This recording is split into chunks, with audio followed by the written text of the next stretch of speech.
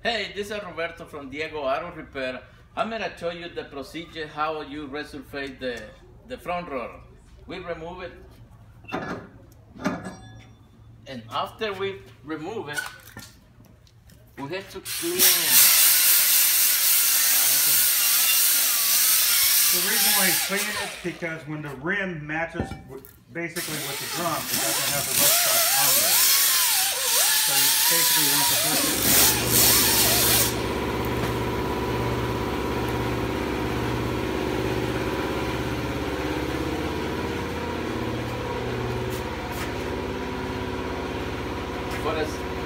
For doing the procedure and resurface the rotor, we use this machine.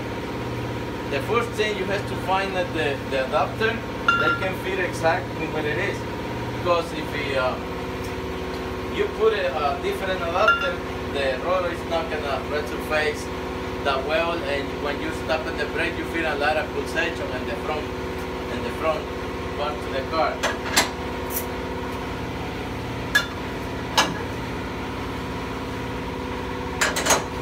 Okay, the reason why he's putting it on the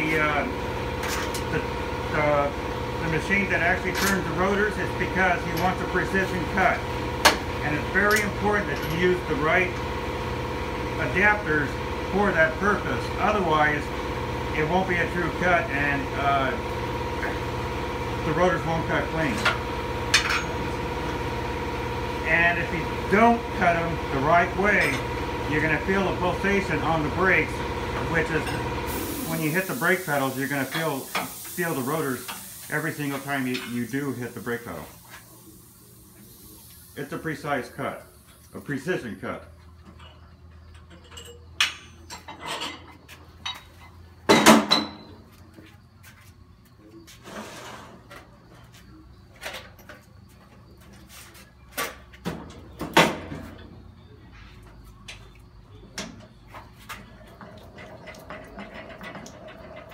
How often do you need to do this?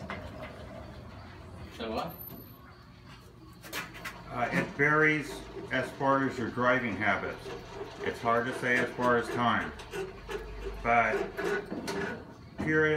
when you get your oil changes, pay attention if the places that you do go to, keep an eye on your brake percentages.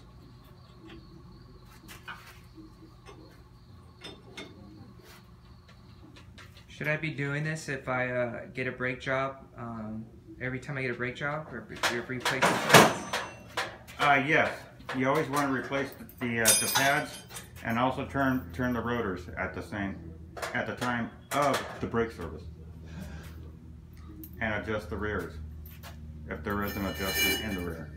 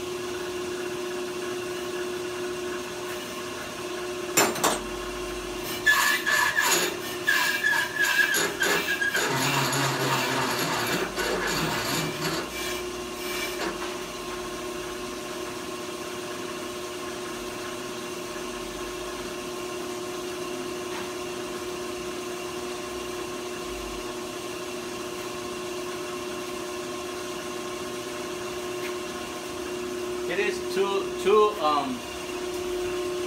We did a two procedure when we resurface the rotors. One is the faster and the other one is the slow. We did it first the faster.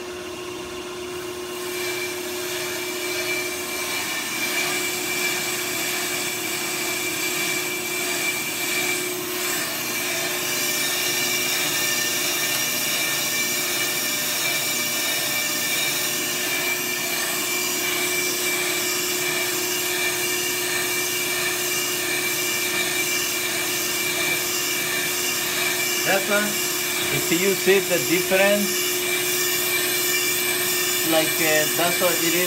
Right, open we take it away the glass with the old brake pad, leave it in the rotor. So then after that we do it the slow, they'll be ready for put a new brake pad.